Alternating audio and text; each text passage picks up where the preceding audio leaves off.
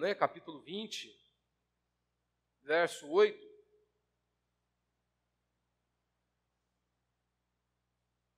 Diz o seguinte: lembra-te do dia de sábado para o santificar. 6 dias trabalharás e farás o seu trabalho.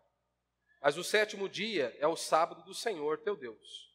Nesse dia não farás trabalho algum, nem tu, nem teu filho, nem tua filha, nem teu servo, nem tua serva, nem teu animal, nem o estrangeiro que vive contigo. Porque o Senhor fez em 6 dias o céu e a terra, o mar e tudo que neles há, e no 7º dia descansou. Por isso o Senhor abençoou o dia de sábado e o santificou. Até aí. Se você for continuar aí, a leitura dos 10 mandamentos, você vai ver que Deus daqui a pouco começa a dizer, olha, honra teu pai e tua mãe, para que te prolongue os teus dias na terra. Ele vai dizer, olha, não matarás, não adulterarás, não furtarás, não dirá falso testemunho, e por aí vai. Você nota que Deus ele usou de poucas palavras, como por exemplo, para não matar. Deus foi objetivo. Mas parece que aqui, parece que Deus, ele teve que gastar muito mais palavras, porque às vezes a pessoa, você pode não ter dificuldade com relação a querer dar um tiro na cabeça de alguém. Isso para você não é uma tentação. Mas vir ao culto para você pode ser uma luta. Parar de trabalhar por um dia para você pode ser uma luta. Muitas pessoas têm inúmeras dificuldades, seja por conta do trabalho, e aqui eu não estou falando, há muitos irmãos aqui que trabalham em escala, é uma coisa.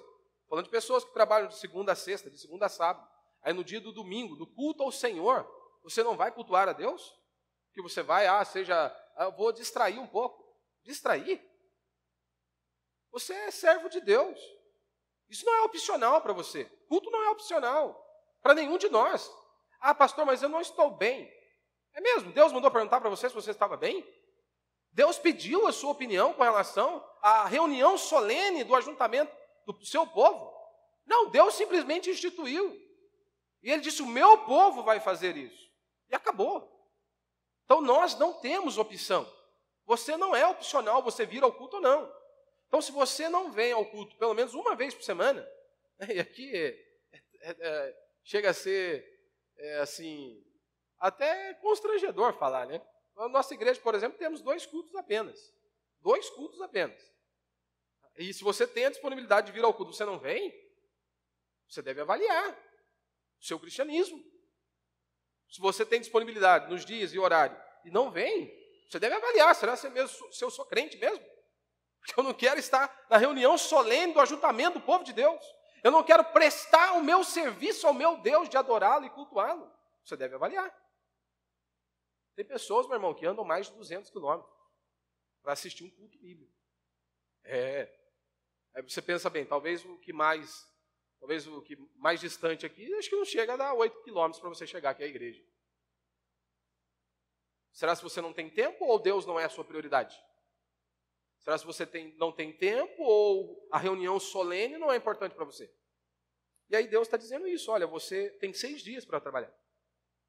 E um dia é descanso e culto a Deus. Então não há descanso também longe de Deus. Ah, eu estou de folga hoje, não quero saber de nada nem de ninguém.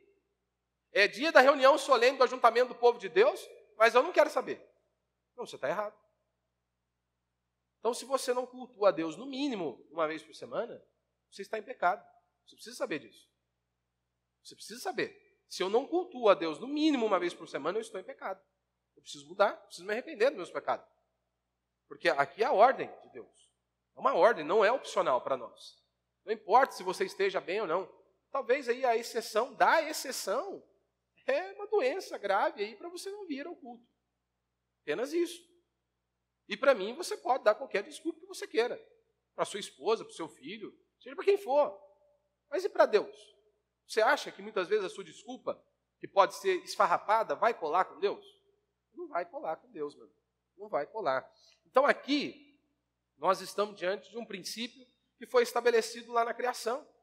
E aí algumas pessoas eles vão se prender, né, ao sábado aqui, já diretamente, como se fosse literalmente um dia da semana. Nós estamos diante de um princípio aqui. Princípio de culto a Deus e descanso. E a cristandade concordou isso. Nós vemos isso na ressurreição de Cristo, né?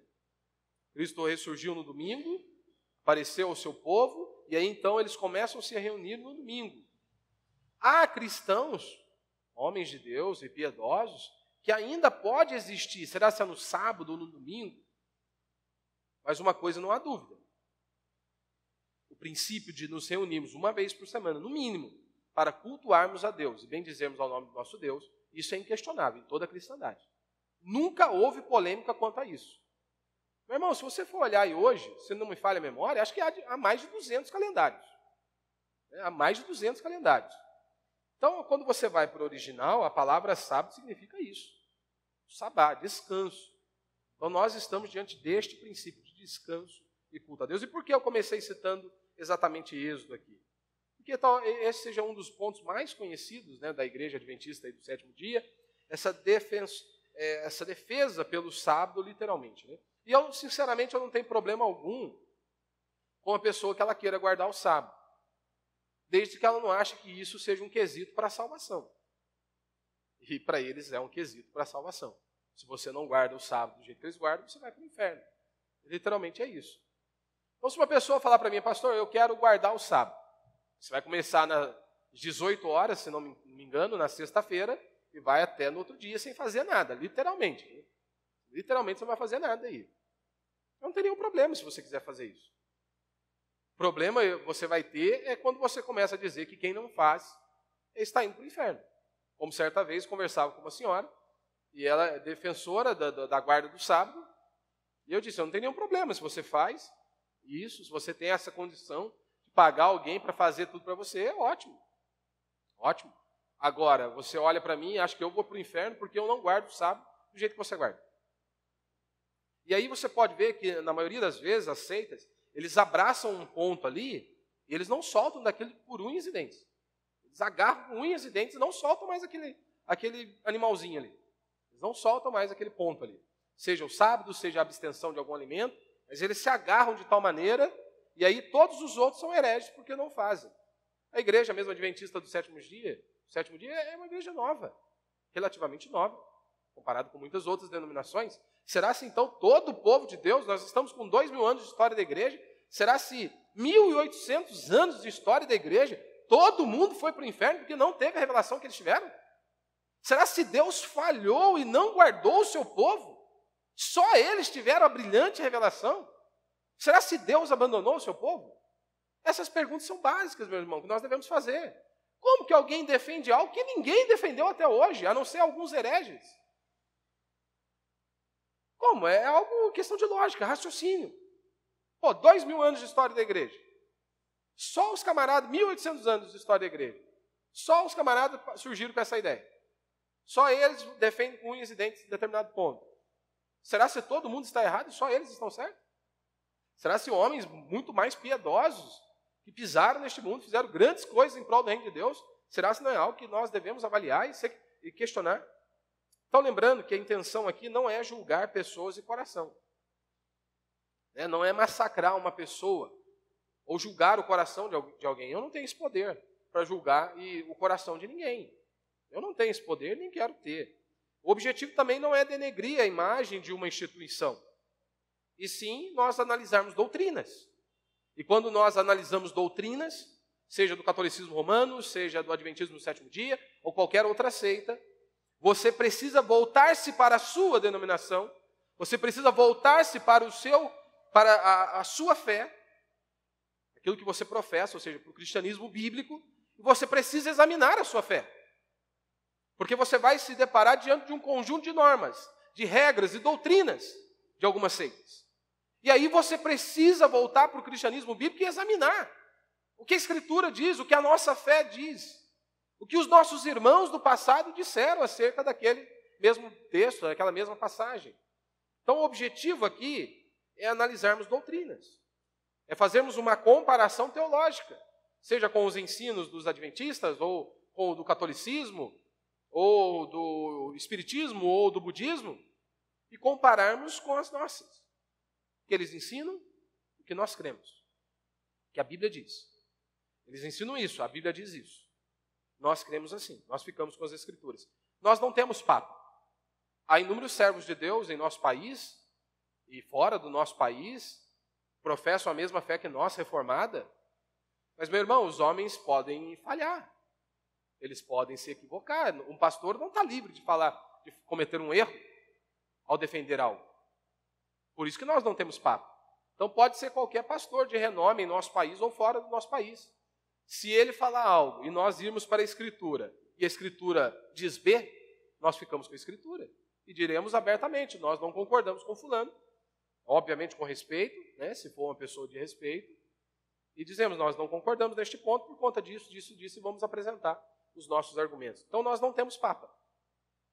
Nós não temos papa, nós não temos nenhum problema de sermos questionados e também não temos problema nenhum de dizer, olha, fulano é uma bênção, mas ele cometeu um grande erro aqui. Ele se equivocou nesta interpretação. Então, muitos adventistas, né, eles vão questionar a guarda do domingo, né, olhando para nós. E aí você precisa se lembrar, né, Augusto Nicodemos até vai comentar muito sobre isso, de dizer que, assim como no meio reformado, você tem algumas variações, algumas segmentações, né, seja batista reformada, presbiteriana reformada, presbiteriana né, e você vai ter uma outra linha ali seguindo, outras vertentes seguindo. Assim como no catolicismo romano também você tem outras vertentes, né, outros segmentos saindo ali do catolicismo. Também no adventismo você tem algumas vertentes ali que saíram dali, seja adventista da promessa, algumas outras coisas que vão surgindo ali. Então você há algumas vertentes ali que nós não estamos analisando elas. Né? Nós estamos falando de maneira específica a questão do adventista do sétimo dia. Então, muitos deles eles vão questionar com relação a essa guarda do domingo. E para eles nós somos um bando de sinagogas de Satanás. Né? Então, para eles só agrada a Deus e é salvo quem guarda literalmente o sábado do jeito que eles guardam. Né? E aí, então, a pergunta que pode surgir é, a igreja adventista do sétimo dia é uma igreja bíblica, uma igreja evangélica, podemos chamá-los de irmão, ou é uma seita? Se fosse há alguns anos, como eu disse, ninguém que teria dúvida, os cristãos não teriam dúvidas. Iriam falar todos juntos, é uma seita. Hoje, é mais difícil. Hoje eles não têm peito, a grande maioria não tem peito para dizer que o que eles ensinam vai contra as Escrituras.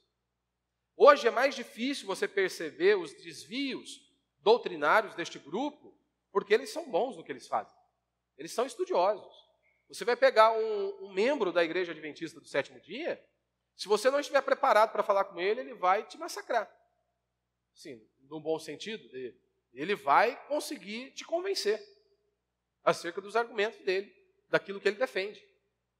Por isso a Bíblia diz que nós precisamos estar preparados para dar a explicação do porquê nós cremos em Cristo.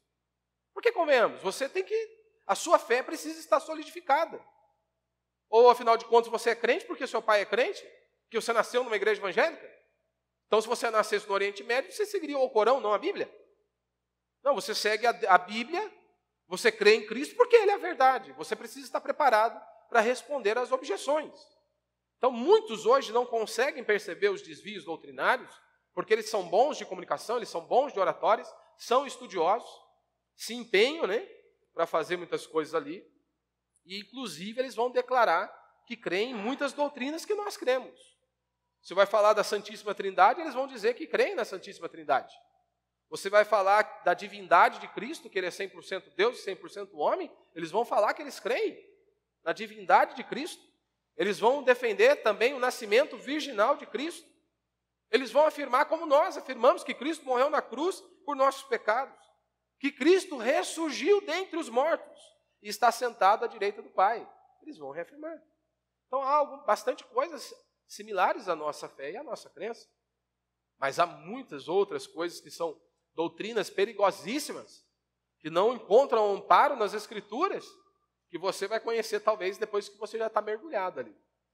São coisas que te levam, obviamente, para longe de Deus. Né? Considera-se uma seita aqueles que desviam parcialmente ou totalmente do ponto central, do fundamento central do Evangelho, da nossa fé. Qual que é um dos princípios centrais da nossa fé? Que nós somos salvos pela graça. Não é isso que Paulo vai dizer? Ó, pela graça sois salvos, Efésios 2:8. E ele diz, por meio da fé, isto não vem de vós, é dom de Deus. E ele continua, não de obras, para que ninguém se glorie. Somos salvos, porque pela graça sois salvos mediante a fé. Isto não vem de vós, é dom de Deus. Então, uma seita é justamente esse ponto. Você vai identificá-la, o ponto crucial é esse. Ou eles se desviam parcialmente ou totalmente do ponto fundamental da nossa fé cristã. Então, lembre-se disso. Tudo que se acrescenta à graça de Deus, anulou a graça de Deus. Deus não precisa da sua ajuda. Deus não precisa do seu dinheiro para que você seja salvo. Deus não precisa da sua doação de cesta básica para que você seja salvo. Então imagine comigo. A graça mais a circuncisão, não foi isso que Paulo lutou lá em Gálatas? Paulo estava repreendendo aqueles irmãos porque eles diziam, não, nós tem que circuncidar sim, senão não vai ser salvo. Então a graça mais a circuncisão anulou a graça. A graça mais Maria anulou a graça. A graça mais as minhas obras anulou a graça. A graça mais o sábado anulou a graça. A graça mais a abstenção de alguns alimentos anulou a graça. Por isso que um dos pontos da nossa fé são os 5 solas, não é? Somente a fé, somente a Escritura, somente Cristo, somente a graça e somente a Deus toda a glória. Defendemos esses valores. Não é Cristo mais alguma coisa. Quando você diz Cristo mais alguma coisa, acabou, anulou-se a graça.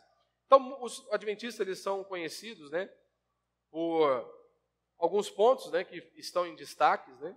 Primeiro, com relação às suas restrições alimentares, são muito conhecidos por conta disso, dizendo que você não deve comer determinado tipo de alimento ou determinado tipo de animal, você não pode comer, e algumas outras restrições alimentares. E aqui, alguns pontos, né, há até de se concordar, não com relação à restrição de alimentos, né, mas na preocupação de uma alimentação saudável. Né? Isso é algo bom? Né? Isso é algo bom? Por que é algo bom? As pessoas não gostam de ouvir, né, mas a grande realidade é o seguinte. Uma vez a Ana Paula Valadão, nós não concordamos com o que ela crê, não concordamos com a igreja, a denominação dela, mas uma vez, né, como eu disse, até relógio quebrado dá hora certa 2 vezes. Um dia ela falou em seu vídeo o seguinte, que ela não conseguia entender, né, como que havia pastor obeso. Né, que não calhava um negócio uma coisa com a outra. Né? Você vai falar de um homem de oração, de jejum, e o homem está mais gordo que sei lá o quê. Você já percebeu, né, grande parte aí dos pastores, e inclusive muitos membros até, né? O cara põe a gravata não fica reta, né? A gravata, ela ganha uma saliência, né? Ela precisa fazer ela um pouquinho maior, porque ela vem e faz assim, né? Pá, cai lá na frente. E as pessoas acham que isso é normal. Ainda mais um líder religioso. Ah, pastor, mas é bobeira, né? Meu irmão, a Bíblia diz que você é templo do Espírito Santo. Começa aqui. Não é questão de saúde. Né? Algumas pessoas perguntam, você está fechando a boca questão de saúde? Não, é porque é questão espiritual. É espiritual. Ora, porque como uma pessoa obesa, a não ser que ela tenha um problema de saúde. Beleza? Aí é outra conversa. Né? É outra conversa. Mas imagine, um pastor que ele vai ensinar sobre princípios espirituais, que ele vai falar, te dar direções, né? E aí você para analisar e fala assim, mas, rapaz, a Bíblia diz que um dos frutos do Espírito é domínio próprio. Parece que o domínio próprio passou longe ali, né? Porque o homem está comendo mais que a boca, né? Está comendo mais que ferrugem, né? Aí você para e analisa, mas como assim? Então não é só questão de saúde, é espiritual, porque você pensa bem, você está transgredindo uma ordem de Deus, você está cometendo pecado da gula, e os crentes acham normal. Eu até vinha vindo para cá, né? Aí eu fiz um comentário, minha esposa não gosta muito de comentário. Aí eu fiz um comentário, ela falou assim, nossa, hoje está meio difícil, hein? Falei, mas é verdade, é espiritual. Como assim? Mas as pessoas não gostam de ouvir. Mas lembre-se, você é templo do Espírito Santo. Então, se você tem uma alimentação adequada, se você pratica atividades físicas, tudo isso vai melhorar o seu desenvolvimento, seja pessoal, seu relacionamento e, acima de tudo, a sua comunhão com Deus, a sua disposição em servir a Deus. Então, é sim algo espiritual. Não é questão apenas de estética, né, ou de saúde, não. Eu preciso cuidar, porque a Bíblia diz que eu sou o templo do Senhor. E aí a pergunta que eu te faço é como você tem cuidado desse templo do Senhor? Porque os crentes adoram falar, né? Ah, a gente não come, a gente não bebe, mas come pra caramba, né? Vai citar o Salmo, de banho e gordura me farta a alma, né? para justificar ali o excesso do peso. Então a gente tem que tomar muito cuidado. Então esse ponto que eles vão trabalhar e vão falar e desenvolvem muito bem, eu não tenho nenhum problema. O problema é quando começam a proibir certo tipo de alimento. Aí começa a se complicar. São conhecidos também por conta do forte anúncio, né, da segunda vinda de Cristo, né, da volta de Cristo. Eles batem muito nesta tecla, né? E aqui, né, eu sempre digo a algumas pessoas, né, tem gente que ele começa a estudar esse assunto da vinda de Cristo e ele fica tão atordoado, né, que daí ele começa a deixar todo mundo atordoado também. Daí ele começa a falar de tanta coisa, que você não sabe nem de onde você está, mas parece que está lá em Nárnia já, né? Irmão, você pode sim, deve estudar, sem dúvida alguma. Mas quando Jesus vai voltar, eu não sei. Jesus disse isso muito claro. Eu não sei. O que você precisa saber? Você deve viver como muitos servos de Deus no passado disseram. Eu vivo como se Cristo tivesse morrido ontem, ressuscitado hoje e voltasse amanhã. É assim que eu vivo. Eu preciso estar preparado para encontrar com o meu Criador. Eu preciso estar preparado para encontrar com o meu Criador. Então, eu vivo como se Cristo tivesse morrido ontem, ressuscitado hoje e voltasse amanhã. Ah, mas será se Cristo, pastor, vai voltar daqui a 100 anos?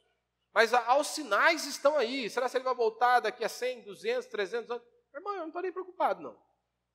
Não sei se ele vai voltar daqui a 100, 200, 300, 1000, 2000 anos, ou se vai voltar amanhã. Sabe por quê? Uma coisa eu sei. Para nós aqui, a grande maioria aqui, com exceção das crianças, há menos de 70 anos o Senhor vai voltar, porque você vai morrer.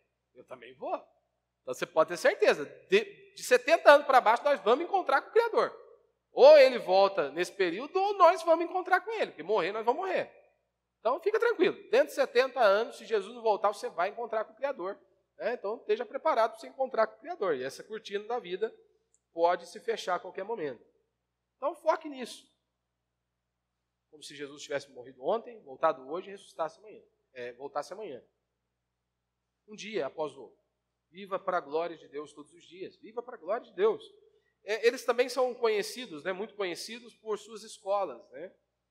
E, por sinal, quem utiliza, né, e adota o método aí de ensino, eles são muito bem mencionados, né, como uma boa escola, né, para quem usa esse recurso. Ótimo, né? São conhecidos por alguns programas de saúde, né, assistência a viúvas e órfãos, então há bastante trabalho aí sendo desenvolvido. Mais uma vez, a gente tem que lembrar que nós não estamos tratando destes pontos. Porque o catolicismo vai ter também muitos trabalhos, o espiritismo vai ter muitos trabalhos, então a gente não está debatendo a questão de boas obras, de benfeitorias, nós estamos debatendo doutrinas, nós estamos analisando doutrinas, que é o ponto principal.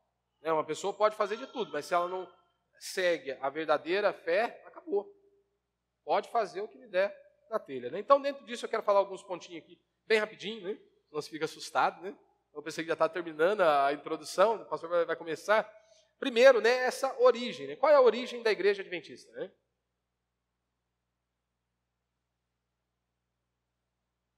Vou falar de maneira bem breve. Então, no início do século XIX, houve, né, como muitas vezes dá alguns rumores aqui com relação à vinda de Cristo, mas no século XIX foi muito forte.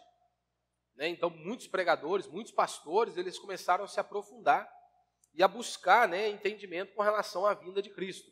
Então, no século XIX, houve um interesse muito grande por parte dos cristãos do mundo inteiro, né, de uma forma mais enfática ali nos Estados Unidos, por esta volta de Cristo. Né?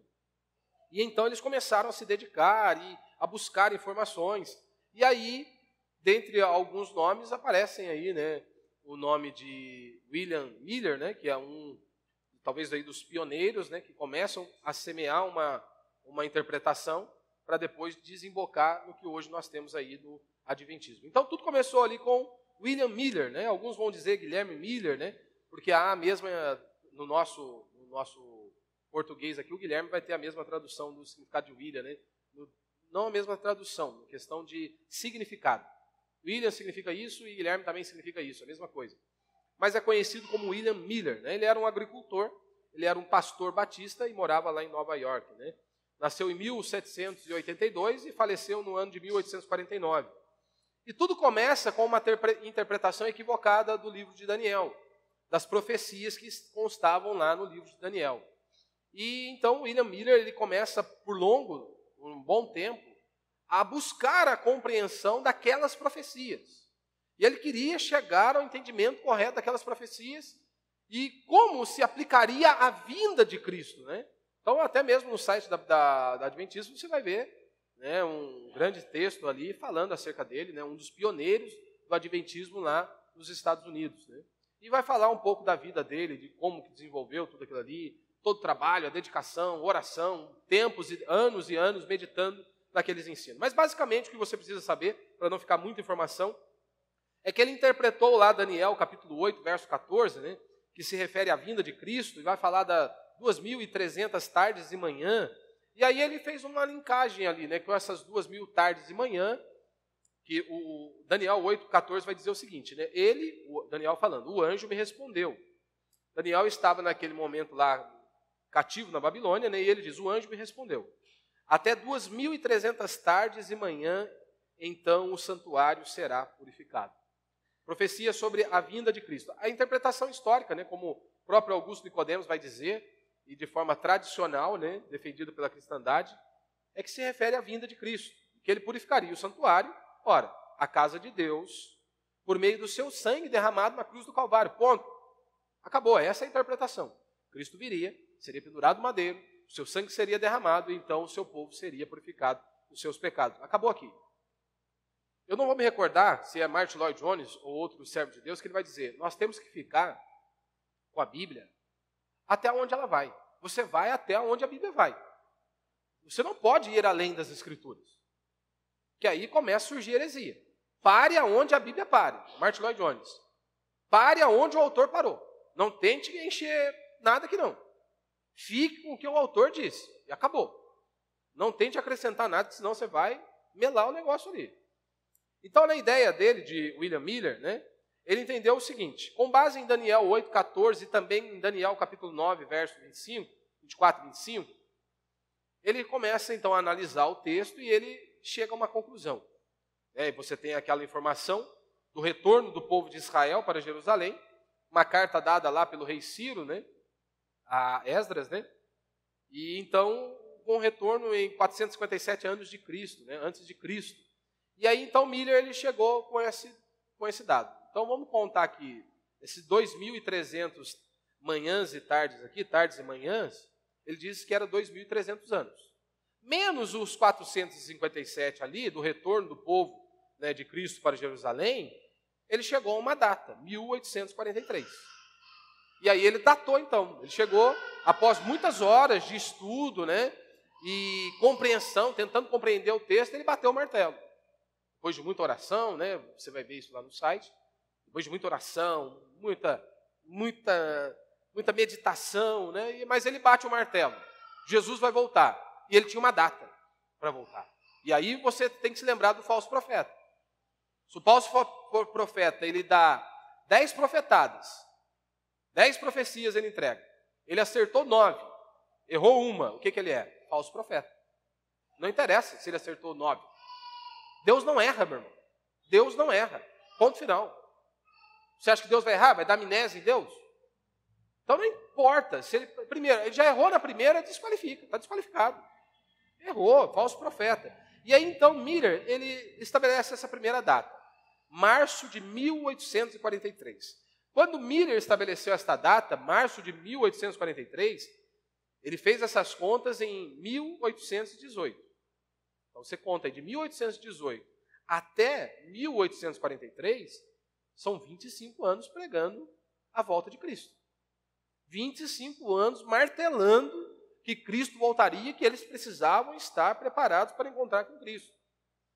E com todo aquele alvoroço nos Estados Unidos, a igreja, quando as pessoas começavam a ouvir a falar a pregação de Miller, todos o levavam para as suas denominações para pregar esse advento aí da volta de Cristo, né? Inclusive, há alguns relatos que as pessoas, grande parte das pessoas, começaram a vender os seus bens, suas propriedades, e ficaram só aguardando ali a volta de Cristo. Ele vai voltar, vai levar a sua igreja, então nós não vamos precisar de bens, nós não vamos precisar de dinheiro, não vamos precisar de nada. Então desfizeram das suas propriedades, né? Cerca aí quase de 150 mil cristãos, né? estavam lá preparados para esperar a Cristo, né, e Cristo os levar. O que você acha que aconteceu? No dia 21 de março de 1843. Jesus não voltou. Jesus não voltou. Eu sei que vai parecer até que é piada, né, cara? Mas não é piada. Aí o que ele fez? Ele ficou espantado. Aí ele foi refazer as suas contas. Onde ele tinha se equivocado? Não, é impossível, eu devo ter errado em algum lugar. E aí ele chegou, não, eu errei mesmo numa conta aqui. Não era dia 21 de março de 1843. Jesus vai voltar em 21 de março de 1844, ou seja, depois de um ano. Prorrogou. Os 45 segundos tempo mudou a ideia. Não, é o ano que vem. Preparando, pregando, falando. Chegou, dia 21 de março de 1844. O que você acha que aconteceu? Jesus não voltou de novo. Jesus não veio. E aí ele não desistiu. Aí ele foi ver de novo, refez as contas. Aí ele marcou para dia 22 de outubro de 1844. Parece até brasileiro, né? Não desiste nunca. Mas ele marcou a vinda de Cristo para 1844. Ao invés de ser março, ele marcou para 22 de outubro. Que ficou conhecido aí, né, se você colocar na internet, a grande decepção, a grande desilusão. E aí foi aquele fracasso total. Cristo não voltou. 3 datas que ele marcou, Cristo não voltou. E aí, mas uma coisa é fato, ele assume o seu erro, né? Ele assume que ele se equivocou, que o sistema que ele estava usando de interpretação da Bíblia estava equivocado, estava errado. E dizem então que ele até, inclusive, se ausentou aí da vida pública, do conceito público que ele tinha, né? De muita influência. Diz até que ele freou mesmo e ficou ali bem quietinho, bem na surdina, né? E pediu desculpa por seus erros, né? Só que o problema é que ele não estava sozinho, havia seguidores, haviam discípulos com ele. E as pessoas não estavam dispostas a abrir mão daquela visão que Miller havia tido. Todo o movimento foi arquitetado com base na revelação de Miller. Como que nós vamos dispersar todas essas pessoas? Do nada. Não, nós temos que manter essas pessoas. E sabe por que Jesus não voltaria? Eu já vou voltar a falar dos sucessores aqui, de Miller. Mateus 24, 36, Jesus vai dizer isso. Mas quanto ao dia e a hora, ninguém sabe, nem os anjos do céu, nem o Filho, senão somente o Pai. Você acha que Miller era o pai? Ele sabia o dia da volta? Não era. E aí, então, como eu disse, havia os sucessores de Miller, né? E eles continuaram pregando. Porém, agora eles não davam data da volta de Cristo. Mas eles continuavam insistindo as pessoas a não abandonarem a fé. Então, basicamente, 3 de seus discípulos se uniram, né, para formar uma nova igreja baseada numa nova revelação, né, uma nova interpretação da revelação de Miller. Então, se juntam 3 pessoas ali, formam uma nova comunidade, né, com base numa nova interpretação da mensagem de Miller. Você vai entender o porquê, né? Essas 3 pessoas que nós estamos falando ali, você tinha Joseph Bates, né, não sei a pronúncia correta aqui. Ele era um batista do 7º dia, ou seja, ele era um defensor forte ali da guarda do sábado. Havia um outro, né, que é o que mais assume depois a posição de Miller, né, que é Iran Edson, né, e depois James White. Né. Iran Edson, né, vão dizer que ele era um amigo pessoal de Miller, né. E aí, então, ele diz que ele teve uma visão.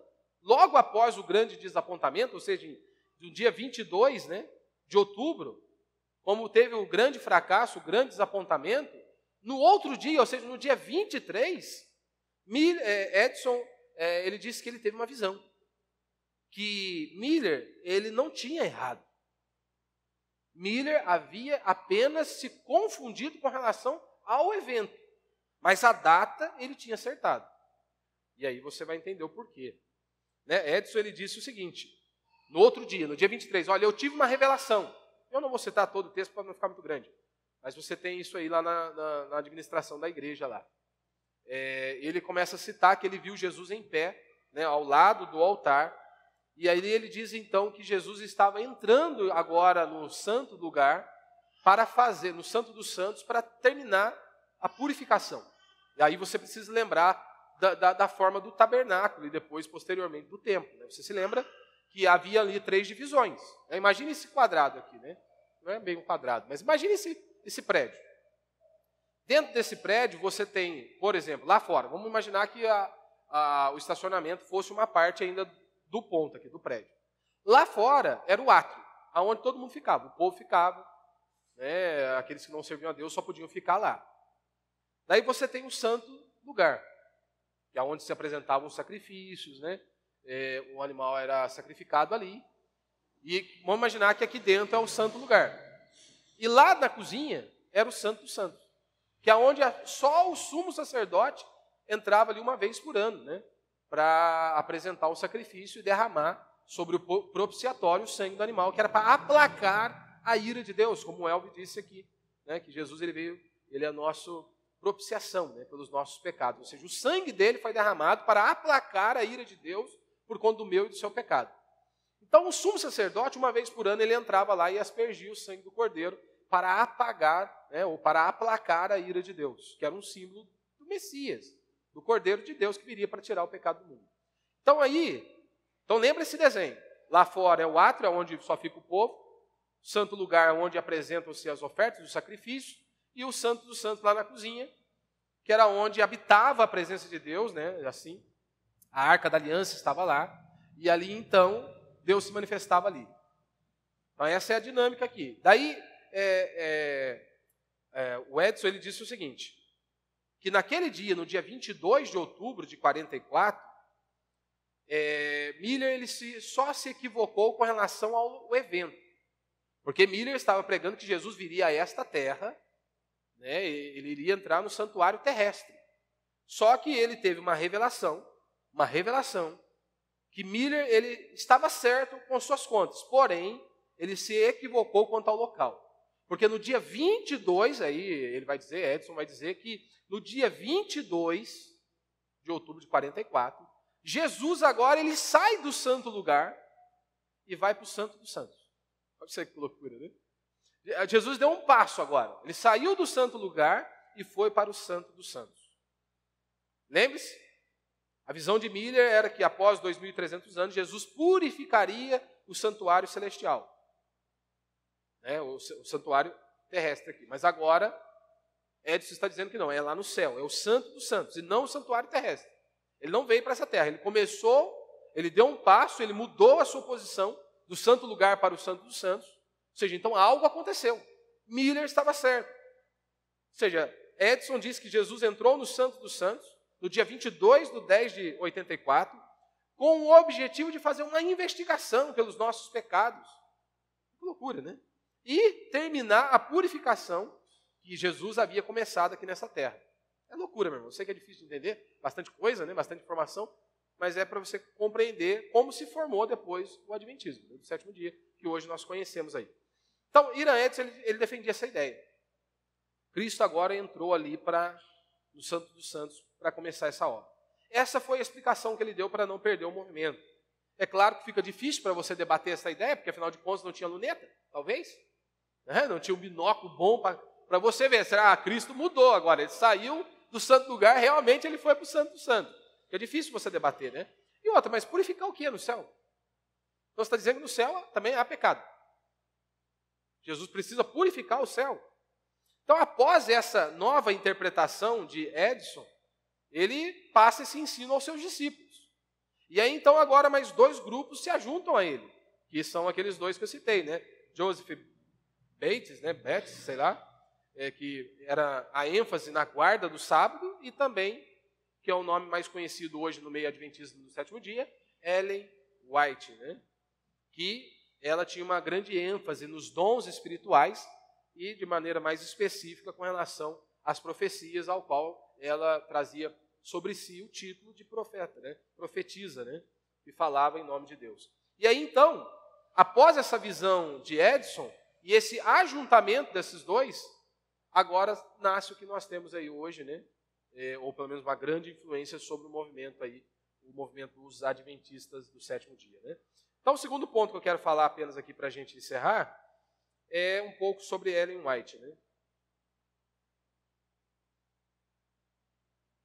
Qual a influência dela dentro do movimento adventista, né? Eu perdi algumas horas ouvindo alguns desses homens da adventista, né? E alguns vão até dizer que não, que Ellen White os ensinos dela não são no mesmo pé de igualdade. Aí eles fazem uma manobra, sabe? Uma manobra para dizer o seguinte, mas ela é inspirada por Deus também, né? Mas manobra de um jeito para que ela fique no mesmo pé de igualdade com a Bíblia. É o mesmo que os falsos profetas fazem aí, seja no meio neopentecostal, também eles tentam fazer essa ideia, né? Alguns vão dizer, né, essa é conhecida aí como uma grande profetisa, né, Ellen White, né, nasceu em 1827, viveu aí até 1915. Né? Falam que ela era uma mulher muito piedosa, era contra o fanatismo, e a ênfase dela era justamente nos dons espirituais, particularmente ali o dom da profecia. Ela encabeça o movimento, né, com uma certa proporção, aqui já quebrando os princípios da palavra de Deus, onde Paulo vai dizer que ele não permite que a mulher exerça a autoridade de homem, né, na igreja. A mulher pode sim ter uma função dentro do prédio da igreja, dentro da estrutura da igreja, mas ela não pode ser a cabeça, né? Ela não pode conduzir o rebanho. Ela pode sim executar alguma missão aqui ou ali, mas ela não está apta, ela não pode, não é que ela não é qualificada para isso, simplesmente Deus nos fez com funções diferentes. Então Paulo diz muito claro, eu não permito que mulher exerça a autoridade de homem na igreja. E aí, então, quando ela assume a liderança, ou encabeça algo com uma proporção assim, já está quebrando as Escrituras, já está quebrando o mandamento do Senhor. E ela, obviamente, desenvolveu muitas coisas, né? Basicamente, aí, acho que no mínimo uns 2.000 sonhos e visões, que na maioria das vezes ela relatava, né, e anotava, tanto que você tem muitos escritos dela por aí, muitos livros, né? Um dos grandes livros, assim, grandes no sentido de que foram traduzidos em vários idiomas, e houve uma venda expressiva, né? É o Grande Conflito, né?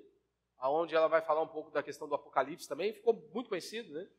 E ela escreveu aí, basicamente, muitas páginas, né? Cerca de mais de 100.000 páginas, e acerca da fé adventista. Então, grande parte, né, do que é difundido no Adventismo do Sétimo Dia, uma base muito forte, são dos ensinos de Ellen White. Né? E uma das visões, né, que ela teve, dentre várias visões, uma delas foi o Decálogo, né, os 10 mandamentos. E aí, então, ela disse que ela viu uma ênfase sobre o 4º mandamento, né, sobre a guarda do sábado. E ela disse, então, que Deus mostrou a ela, né, em seus sonhos, visões e revelações, e havia ali uma ênfase, né, sobre o 4º mandamento. E aí ela vai dizer que é necessário para a salvação. Que se você não guarda o sábado, isso compromete a sua salvação. Então, é claro, meu irmão, é bom nós termos homens e mulheres de Deus que realmente têm um compromisso com Deus e nós imitarmos. Paulo disse isso, não disse?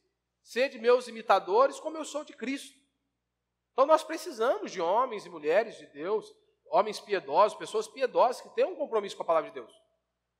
Mas nós não podemos fazer deles nosso Deus. Nós não podemos fazer de um homem o nosso papa, ou papisa, nós não podemos fazer deles. Seja um pastor, porque ele é de renome, ou seja o próprio papa do catolicismo, ou qualquer outro líder religioso.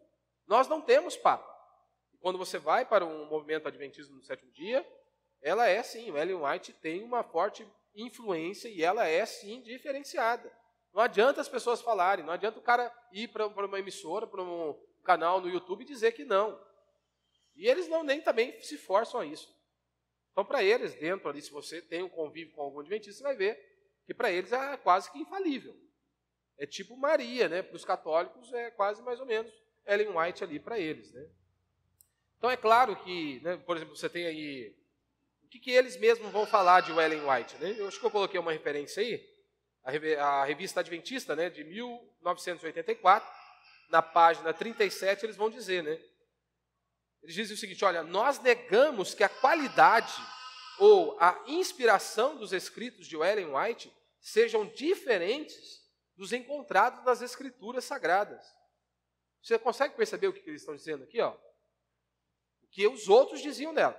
Nós negamos que a qualidade ou inspiração dos escritos de Ellen White sejam diferentes dos encontrados nas escrituras. Então não importa se o cara vai para o YouTube e diz que não, a Ellen White não é. Mas nos documentos da igreja você vai ter isso aí. Que ela sim, o que ela fala e a Bíblia, eles estão no mesmo pé de igualdade. O que ela falou e o apóstolo Paulo falou, está no mesmo patamar. Em outro livro, né, As Sutilezas do Erro, na página 32, onde ela vai falar sobre o dom da profecia, Aí diz o seguinte, né? Os testemunhos orais ou escritos, né, da senhora White preenche plenamente esse requisito, no fundo e na forma, né, do dom da profecia. Tudo quanto disse e escreve foi puro, elevado, cientificamente correto e profeticamente exato. A autoridade religiosa do Adventismo do sétimo dia repousa sobre a Bíblia? Não, sobre os escritos de Ellen G. White, tida como a mensageira do Senhor. E aí, ela é a base da autoridade religiosa dos adventistas. Não é a Bíblia, não é Cristo, ela. Ela é a base da autoridade religiosa dos adventistas. Nos tempos antigos, Deus falou aos homens pela boca de seus servos e apóstolos.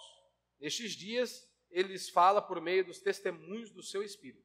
E aí conclui, né? Não houve ainda um tempo em que nós mais seriamente não houve ainda um tempo em que mais seriamente falasse ao seu povo a respeito de sua vontade e da conduta que este deve ter, né? Ou seja, por meio dela ali. Aí você vai para a Bíblia, Hebreus, por exemplo, capítulo 1, verso 1 e 2, vai dizer que o Filho é o Verbo, é a palavra de Deus. Diz o seguinte: havendo Deus outrora falado muitas vezes e de muitas maneiras aos pais, pelos profetas, nestes últimos dias nos falou pelo Filho, a quem constituiu o herdeiro de todas as coisas, pelo qual também fez o universo. E aí você vai um pouquinho mais adiante, para os primeiros escritos, né? Na página 259, ela falando acerca dela mesma, né? Diz o seguinte: olha, ai de quem mover um bloco ou mexer num alfinete dessas mensagens. E aí tem um peso, né? A verdadeira compreensão dessas mensagens é de vital importância. E aí, de maneira taxativa, o destino das almas depende da maneira em que são elas recebidas, né? Ou seja, o destino de alguém depende de como eles recebem as profecias, né, difundidas ali por Ellen White, né? E é claro, você tem um grande problema, né? Então há um grande peso, né, com relação a esses ensinos, né? Então por isso que nós temos que tomar muito cuidado, né? E eu vou parar aqui porque senão vai delongar demais.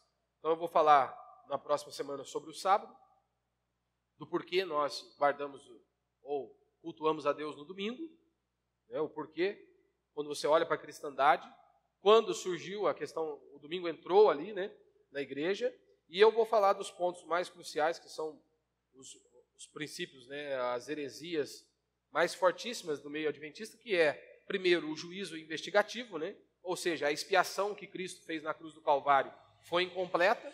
Nós vamos tratar disso na semana que vem. Nós vamos falar, como eu disse, do juízo investigativo. Nós vamos falar de uma outra doutrina que eles falam acerca que os nossos pecados são lançados sobre Satanás. Ou seja, no final das contas, quem pagou a conta foi Satanás, não foi Cristo, né? É uma loucura, uma heresia, com base numa interpretação equivocada, né? Nós vamos falar também do sono da alma, que é defendido por eles, e também que eles negam a condenação eterna, né? Que não haverá essa condenação eterna. No final das contas, depois vai ser aniquilado, por aí vai. E aí nós vamos para a Escritura. O que a Escritura diz? A Escritura diz que não haverá condenação eterna? Que acabou, o corpo desceu à sepultura, acabou? Nós vamos para a Escritura, para analisarmos o que eles ensinam, né? E reafirmarmos a nossa fé. Então, por isso que é de suma importância para nós. Você precisa conhecer a sua fé. Eu sei que muitas pessoas não gostam disso, acham difícil, né? E realmente eu creio que é difícil, entendo que é difícil. Não é algo muito palatável, mas é de suma importância para o nosso crescimento, inclusive para você avançar com relação à sua fé. O cristianismo bíblico ele é diferente de qualquer outra religião, diferente de qualquer seita, né, de qualquer grupo que não seja a fé cristã verdadeira, né? O cristianismo é diferente de todas elas. Diferente de todas elas, né?